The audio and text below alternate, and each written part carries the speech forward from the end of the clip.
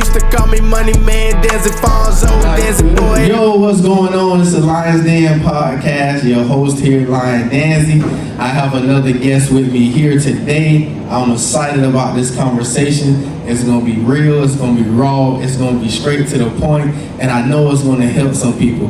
Man, listen, I've been knowing this young lady a little over a year, maybe a year and some months, maybe even 2 years. I haven't kept a record of it, but since I've known her, she has been very authentic, super down to earth, and I see that she has diligently been working on living out the standard of Yah and building and cultivating her relationship with Abba the Father. So I'm gonna let her introduce herself and then we go get right in. Thank you for that introduction. Yeah. So my name is Kisha Turner, and I am a child of God first. Okay. I am a single mother of 2 beautiful children, 1 boy and 1 girl, and I'm a hairstylist at Locks of Braids Hair Studio. Okay. I'm excited to be here. We're gonna see how this goes. Yeah, that's good. Tell the folks your beautiful age. You're a beautiful young lady. Let them know. I am 36. Wow, 36. And she said that she's single. So all my followers out there that's looking for a God-fearing woman, if you a God-fearing man, don't bring that junk over here. If you're a God-fearing man. Bring that crap over here.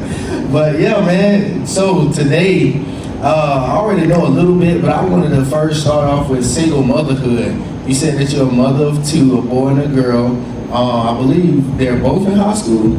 One's in their last year of middle school, Okay. and that's my daughter, and my son is in his sophomore year Okay. in high school. Cool. Yeah. So what has that journey been like?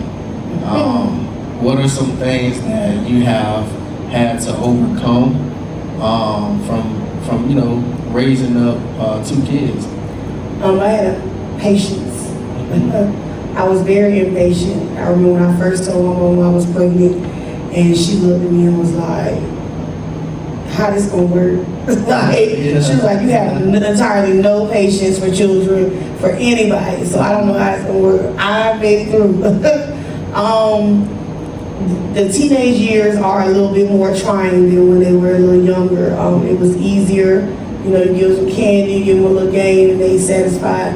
Now it's becoming to be a little more, you have to be way more attentive, especially in today's society, with social media and stuff going on. Yeah.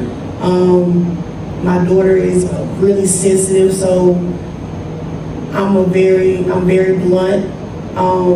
So I have to watch my words, how I say certain things to her. Try not to raise my voice because she gets offended really easily. When my son is more like me, he just take it on the back and just keep going. Yes. They're completely opposite. So what I do with one, I have to do a totally different thing with the other. So it's like I be the same person, but I have to raise them differently under the same household. Yes. If that makes sense. No, it does. No favoritism whatsoever. I can't. You have a boy and girl, you can't have favoritism. Yeah. Y'all both my favorite. Yes. So which one do you think it has been more challenging with, raising your daughter or your son? And why? I would say my daughter, because my daughter is more like my mom, and like I said, she's sensitive. So it challenges me to look at things differently and look at things more a sensitive aspect and being more gentle than being so harsh or as blunt as I would be with my son. And by her being a girl, I don't want to hurt her feelings, but I have to be as honest as I can be, because the world out there is not going to sugarcoat or hold anything. For sure. So I try to be honest, but not to the point where it offends her or makes her feel away or whatever like that. But I had them do a project about a month ago. I had them write down 3 things that they thought that I needed to be doing to become a better parent. Really? Now, Really? yes. I had to pray because you don't never know what they gonna say. I didn't know what they was gonna say. My son wrote little to nothing. He was like, I was fine with him. Yeah. My daughter, she had 3 whole paragraphs. Wow. And it kind of slapped me in the face a little bit because she felt like she felt like we need to have more family time with just us 3. And her second one was that she felt like she needed somebody to talk to. Because just because she's a teenager, it doesn't mean that she's not going through things mentally or physically. That kind of hit home because then I knew I needed to get her a mentor. Gotcha. Or I found her a mentor, or it was either a mentor or have a counselor. Okay. From somebody for her to talk to, because it's some things that they just don't tell the parent. 100%. And then the third thing was that she wanted me to talk more to her without yelling. Now I do have a problem with my voice going up. You were yelling. Okay. I had to pray. I was just like, Lord, just help me to, do these things the right way, go about it the right way, because I want to parent the best way I can. I don't want to be one of those parents that when they graduate high school, they just book, they run away and be so ready to get away from home that we barely see them. Yeah. So it's a challenge. Yeah. So when you was reading these things that they said, what was your next steps? Did you start praying and like seeking your own heart about these things? Yeah. Like, what was because when it comes down to yelling, my anger, it has gotten better, but sometimes when I get frustrated or if I don't repeat myself multiple times, I feel like now I need to talk louder or whatever like that. So I do have to pray a little bit more about that. When it comes down to the mental health thing, I take that as seriously as possible. I immediately started seeking out for her someone to talk to. Because there's a lot of children committing suicide and a lot of children that's just unhappy.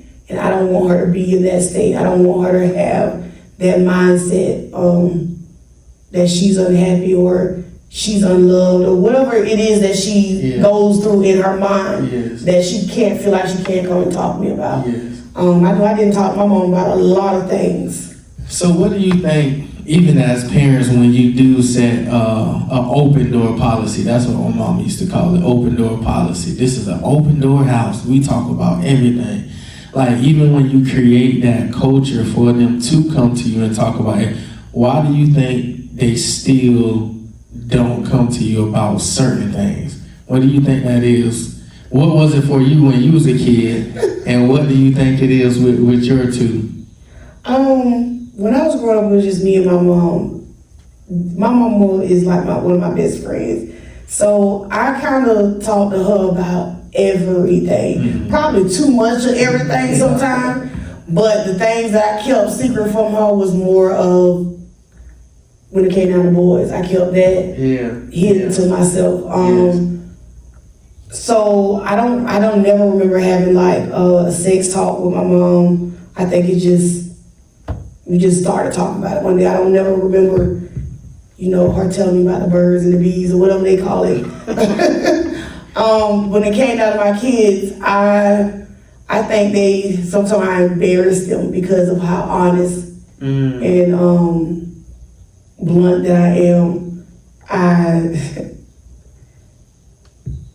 don't sugarcoat anything. So when we had the sex talk, I had the sex talk. I ran down every disease, 100%. showed them what condoms was, 100%. All this stuff.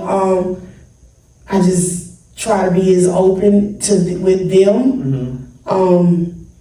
I was even open with them with my relationships with guys because I don't want them to feel like, I never want to be that parent that hid stuff. Gotcha. And even though, even when it came out of me smoking, I didn't hide it from them. My grandparents, my aunties and uncles, they did the same thing. They hid it a lot. Even though we seen them anyway, and we already suspect what they was doing, they hid it and then try to make it seem like it was such a bad thing, but then they were still doing it at the same time. So I wanted to be a little different than them when I did 100%. pick up that habit. Yeah. Okay. So let's go into, because you talked about being open with them about your dating life. Now that you're on your new journey of abstinence, have that conversation changed with them about sex? The conversation about sex has not changed with them because I always told them to be better than me and try not to lose your virginity until you get married. I'm praying to God that they keep their virginity till then. But if the case happens that you don't, we use protection at all times. They know. I haven't actually had a talk with them about me abstaining from sex. I just started doing it. I think they've noticed that I don't have male company anymore, and I'm home more often. So I think they have noticed that, but nobody has said anything about it. I haven't mentioned it to them because honestly, I still struggle with it. 100%.